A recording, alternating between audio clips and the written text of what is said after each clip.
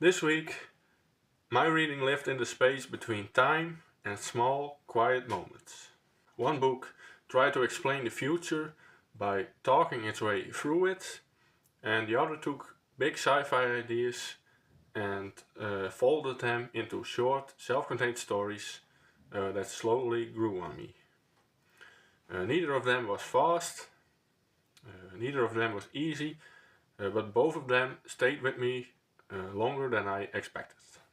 So let's talk about the two very different kinds of sci-fi books I've been reading this week, and what worked, what didn't, and why I'm still thinking about them. So first, this week I finished Time and Again by Clifford D. Simak, and this one was weird in a very specific way. At first, I wasn't sure I was even enjoying it. The opening is confusing and not in a mystery thriller page turner way, more in a what is actually happening and why is everyone so calm about this. The setup sounds like it's going to be this fast-paced thriller. There's time travel, assassins from the future, secret organizations, and big consequences for history. But then there's basically no action. Almost all the conflict is resolved through dialogue. People just sit down and talk things out, which is kind of funny when you think about it, because the stakes are literally time itself.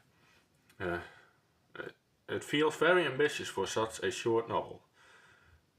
There are so many ideas packed into it. There are time travel rules, future societies, moral questions, destiny versus free will, and this bigger philosophical question about whether humans should even mess with time at all. And I think that's both its strength and its weakness. But by the end, I did feel like everything came together in a satisfying way.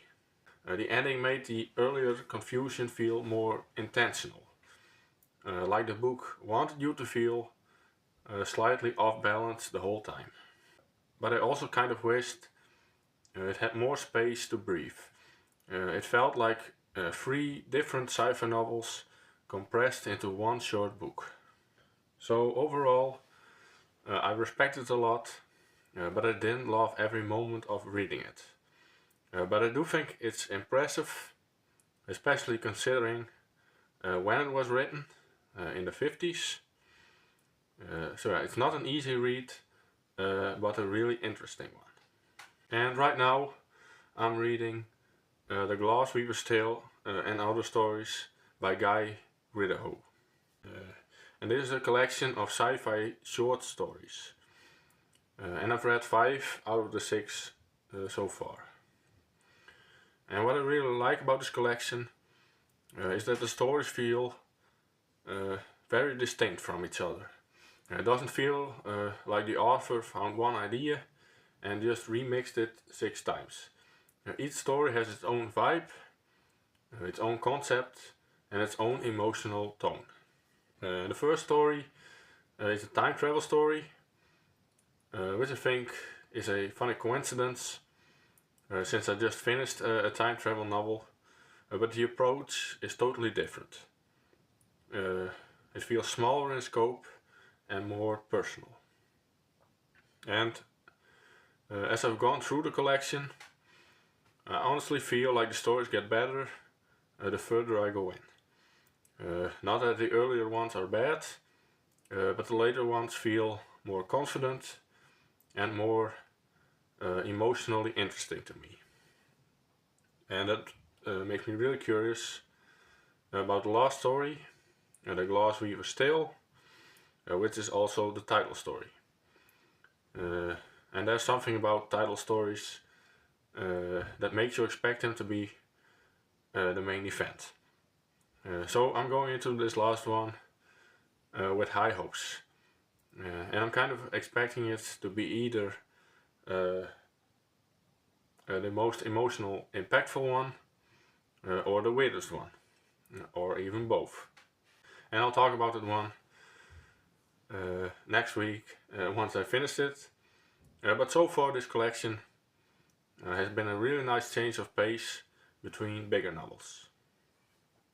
And short stories are great when you're in a bit of a reading mood shift, because you can finish something in one sitting and still feel accomplished. And next up, and probably my main read for March, is The Dragonbone Chair by Ted Williams. This book is huge, like physically huge. It's not a casual read, this is more a commit to a fantasy world. It's from the late 80s, and it's often talked about as a bridge between the more classic fantasy and a more modern epic fantasy. So you get that slow pacing, lots of description, lots of world building, but with more layered characters and political tension than older fantasy tends to have. And I'm actually really excited about this one, because I've heard it's a big inspiration for Song of Ice and Fire, which is one of my all-time favorite series. So I'm kind of going into this one with a mindset of show me that fantasy DNA. And from what I know going in, it's slow, it takes its time setting things up. The beginning isn't action heavy, and it's very focused on atmosphere and world building. And honestly, that's exactly what I'm in the mood for right now. I don't always want fast-paced, twisty, plot-driven books.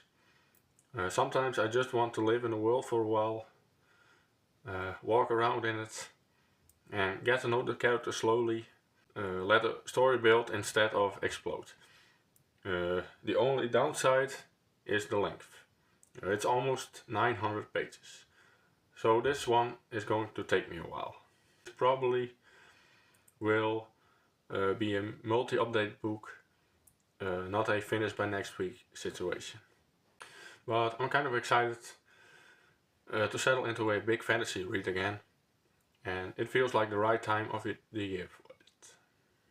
So that's everything I've been reading this week.